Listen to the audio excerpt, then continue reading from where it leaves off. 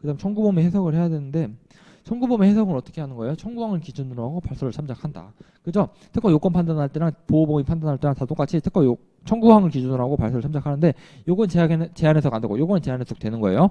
그죠? 근데 기능식 청구항이 문제가 되는 게 뭐냐면 이 발명의 설명 참작 여기가 이제 문제가 돼요.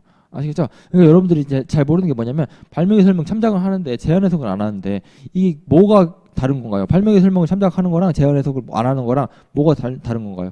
예를 들어서 청구하겠다는 A를 쓰고 발설했다는 A1, A2를 썼어요. 그죠? 그러면 어떤 경우에는 발설을 참작해가지고 다시 청구하겠다는 라지 A를 쓰고 발설했다는 스몰 A1을 썼어요. 어떤 경우에는 발설을 참작해가지고 라지 A가 스몰 A1이 되기도 하고 어떤 경우에는 제한 해석하면 안 되니까 라지 A가 스몰 A1이 안 되는 거고 그죠? 그럼 뭐가 맞는 거예요? 이게 어떤 경우에는 발설 참작하니까 이게 되는 거고 어떤 경우에는 제한 해석하면 안 되니까 이게 맞는 거고 이게 헷갈린 거거든요. 이제 제가 정리해 드릴게요. 그죠? 여기 보시면 청구항이 A라고 써져 있잖아요. 청구항이 A라고 써져 있을 때 이걸 뭔 말인지 모르겠다. 첫 번째, 뭔 말인지 모르겠다. 뭔 말인지 모르겠으면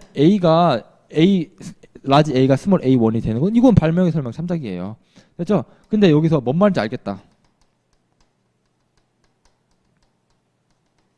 근데 그러면 뭔 말인지 알겠는데 라지 A가 스몰 A1이 되는 거 있잖아요. 요거는 제한 해석이니까 하면 안 되는 거예요. 요거는. 됐죠? 이제 제가 또 예시를 들어볼게요. 예를 들어서 청구항에다가 여기다가 손잡이라고 썼어요. 그 발명에 설명했다는 구부러진 손잡이라고 썼어요. 그러면 청구항에다가 손잡이라고 쓰고 발명에 설명했다가는 구부러진 손잡이라고 썼단 말이죠. 그러면 손잡이가 여러분들 뭔 말인지 알잖아요. 뭔 말인지 아는데 손잡이인 청구항에 적혀져 있는 손잡이를 구부러진 손잡이로 해석하는 건 요건 제한 해석이니까 하면 안 되는 거예요. 아시겠죠? 그 다음에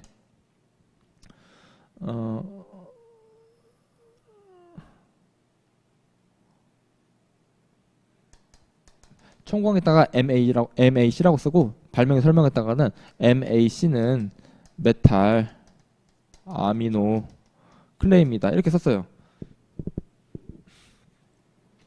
청구하겠다는 MAC라고 쓰고 발명 설명했다는 메탈 아미노 클레이라고 썼어요. 아시겠죠? 그럼 MAC를 메탈 아미노 클레이라고 해석하는 거는 이거는 발명의 설명 참작이니까 되는 거예요. MAC가 여러분들 뭔 말인지 모르잖아요. 왜냐면 제가 지어낸 말이니까. 뭔 말인지 모르니까 MAC를 뭔 말인지 모르겠다. 그러니까 발명의 설명을 참작해가지고 MAC는 메탈 아미노 클레이 이꼴 관계가 되는 거다. 이거는 발명의 설명 참작이니까 하시라니까요. 근데 손잡이는 여러분들 뭔 말인지 알잖아요. 손잡이는 뭔 말인지 아는데 이거를 구부러진 손잡이로 해석을 하는 거는 이건 제한 해석이니까 안 되는 거예요.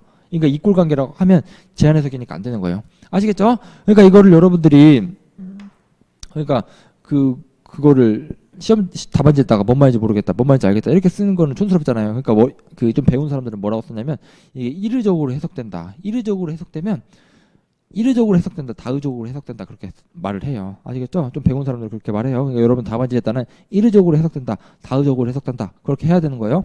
이제 기능식 청구항을 봅시다.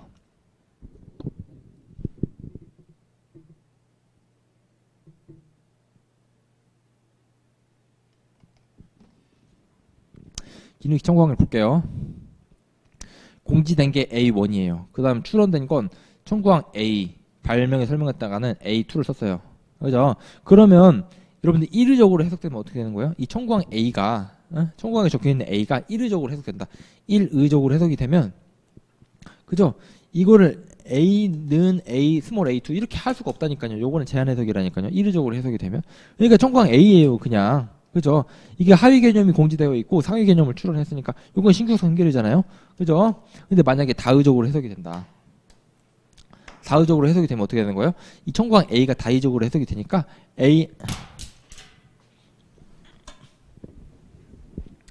A는 스몰 A2 이렇게 하는 거는 다의적으로 해석이 되니까 할 수 있는 거예요. 이거는 제한 해석이 아니고 발명의 설명 참작이에요. 아시겠죠? 발명의 설명 참작이니까 A1이 공지되어 있고 A2를 추론했다. A1이 공지되어 있고 A2를 추론했으니까 요거는 신규성 구성이 다르잖아요. 구성이 다르니까 신규성 연결은 아닌데 근데 진보성 연결 인지 여부는 이거는 모르는 거예요. 됐죠?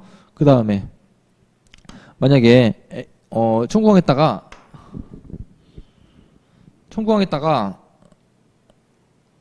A라고 쓰고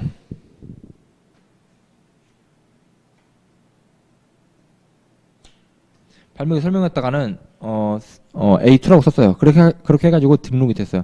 근데 제3자가 실시하고 있는 게 A3를 실시하고 있어요. 아시겠죠? 그럼 어떻게 되는 거예요? 여기 이르적으로 해석이 되면 청구항 A로 해석을 한다니까요. 아시겠죠? 이거를 A2로 해석을 하는 건 요거는 제한 해석이니까 하면 안 되는 거고. 됐죠? 그러니까 청구항 A고 제3자가 실시하고 있는 건 A3다. 그러니까 문헌 침해에 해당하는 거예요. 요거는. 아시겠죠? 요거는 문헌 침해다. 문헌 침해 중에서도 자세하게 말하면 이용 침해이고 이용 침해인 거고. 그러니까 이건 문헌 침해가 맞고. 근데 만약에 이게 다의적 청구항 적혀 있는 A가 다의적으로 해석이 돼요. 다의적으로 해석이 되면 어떻게 돼요?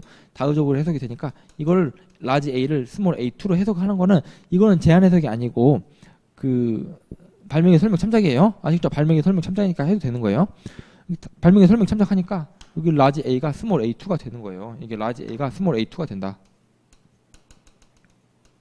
이거 스몰 A2랑 스몰 A3랑 비교를 하는 거예요. 스몰 A2랑 스몰 A3랑 이게 구성 요소가 다르잖아요. 구성 요소가 다르니까 문헌 침해에 해당하지 않는다.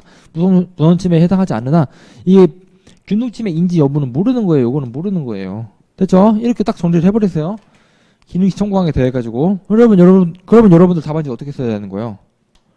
이렇게 쓰거나 아시겠죠? 이렇게 쓰거나 이 둘 중 하나를 해야 되는 거예요. 이 둘 중 하나를 해야지 여러분들이 답안지 쓸 때 이 짬뽕에서만 안 쓰면 되는 거예요. 요거 이렇게 썼다가